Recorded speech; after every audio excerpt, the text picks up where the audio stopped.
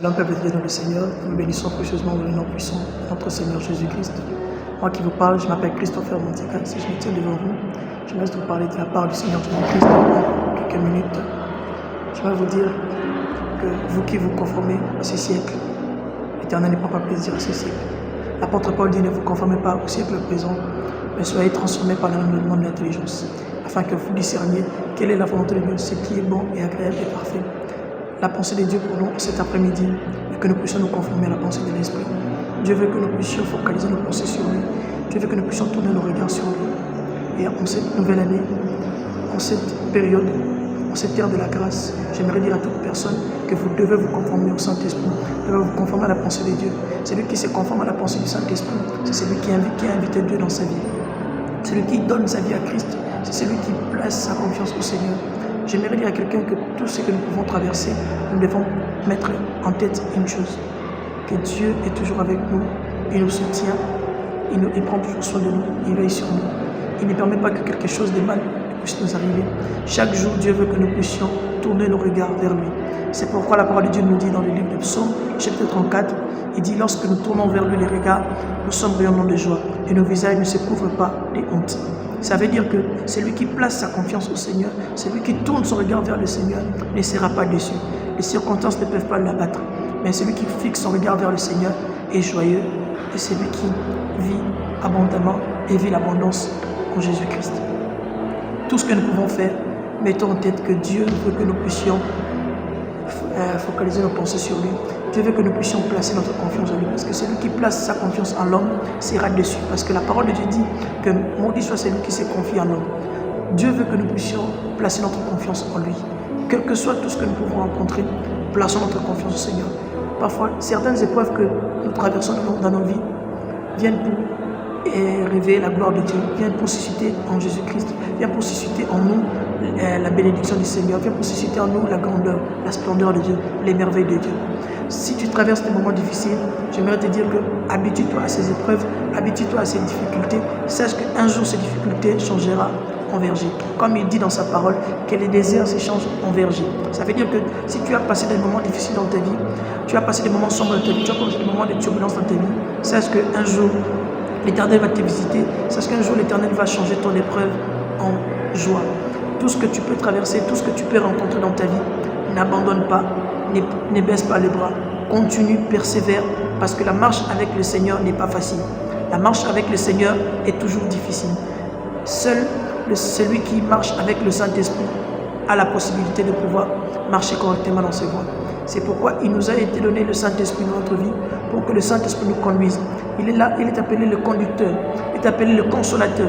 C'est lui qui vient pour nous éclairer, c'est lui qui vient nous donner une bonne orientation, c'est lui qui vient pour nous révéler le Christ. N'abandonne pas. Tu peux rencontrer des moments difficiles, ne baisse pas les bras.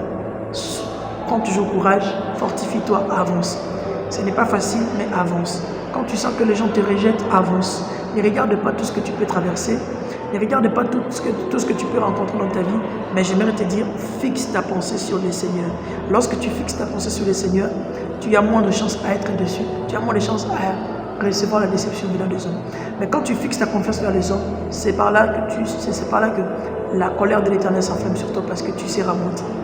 Mais Dieu veut que, en cet après-midi, que tu focalises ta pensée sur Dieu. Ne focalise plus ta pensée sur les hommes. Tu peux fixer ton regard sur les hommes, tu n'obtiendras rien. Les hommes ont peuvent te venir en aide, mais sauf que leur aide est limitée. Mais sauf que si tu fixes ta confiance vers le Seigneur, l'aide du Seigneur sera éternelle. Dieu te viendra toujours en aide. C'est pourquoi il dit: quand vous ne savez pas ce qui vous convient, demandez l'aide de l'Esprit.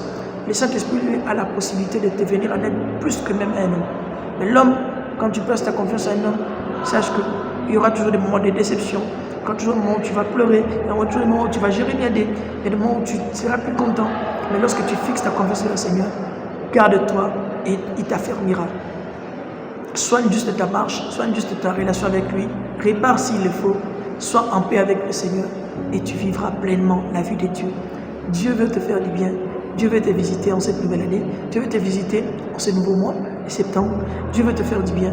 Mais si seulement tu places ta confiance en lui, tu ne seras point déçu. Ceux qui ont le regard tourné vers le Seigneur sont rayonnants de joie. C'est-à-dire que quand tu places ta confiance au Seigneur, ta vie tu ne feras que briller partout où tu iras. Tu ne feras que vivre la gloire de Dieu. Dans ton message, que aussi une chose. Avec Dieu, il y a aussi des moments il y a des moments où tu vas monter et des moments où tu vas descendre. Des moments où tu seras dans la hauteur et des moments où tu seras dans la bassesse. C'est une épreuve, car cette épreuve, tu dois te réjouir. Paul dit dans Romains 12, réjouissez-vous dans l'espérance, soyez patients dans les épreuves, persévérez dans la prière. Ça aussi, c'est un élément important.